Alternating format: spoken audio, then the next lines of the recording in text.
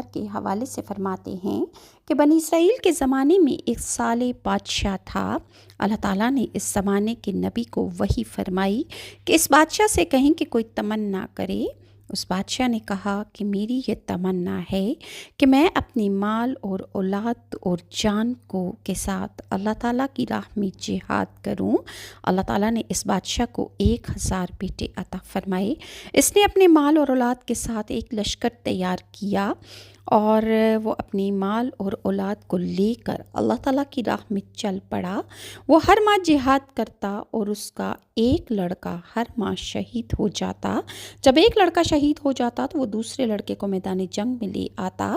اسی طرح ہر ماہ اس کا ایک ایک لڑکا شہید ہوتا چلا گیا اور وہ اپنے بیٹوں کو اپنے ہاتھ سے جہاد کے لیے تیار کرتا رہا اور وہ جہاد کرتے ہوئے شہید ہو جاتے، لیکن وہ اس کے باوجود وہ بادشاہ دن بھر روزہ رکھتا اور رات کو اللہ کی بارگاہ میں قیام کرتا، حتیٰ کہ 1000 ماہ اس کے 1000 لڑکے سارے کے سارے شہید ہو گئے۔ حتیٰ کہ 1000 مہینے میں یہ سب کے سب جب شہید ہو گئے، اس کے بعد بادشاہ خود بھی آگے بڑھا اور کفار سے جہاد کرتے ہوئے شہید ہو گیا۔ تو لوگوں نے یہ جب سنا تو یہ سن کر خیال کیا کہ اس بادشاہ کی طرح کوئی بھی عبادت نہیں کر سکتا اور اس بادشاہ کا ہم مرتبہ بھی کوئی نہیں ہوگا۔ تو اللہ تعالیٰ نے یہ سورہ مبارکہ نازل فرمائی اور ارشاد ہوا کہ میں نے اپنے محبوب پاک صلی اللہ علیہ وآلہ وسلم کی امت کو ایک ایسی مبارک رات عطا فرمائی ہے کہ اس بادشاہ جیسی 1000 مہینوں کی صیام و قیام اور جہاد کی عبادتوں سے افضل ہے، اور اس میں عبادت 1000 مہینوں کی عبادت سے بہتر ہے۔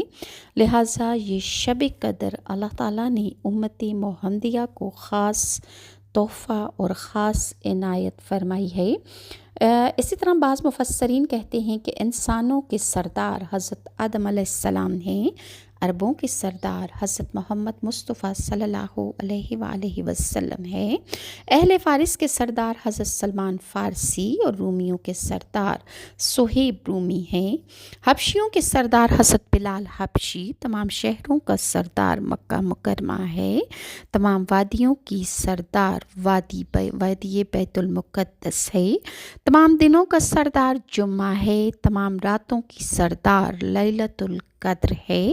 تمام کتابوں کی سردار قرآن مجید ہے، اور قرآن پاک کی تمام سورتوں کی سردار سورہ بقرہ ہے، سورہ بقرہ کی تمام آیتوں کی سردار آیت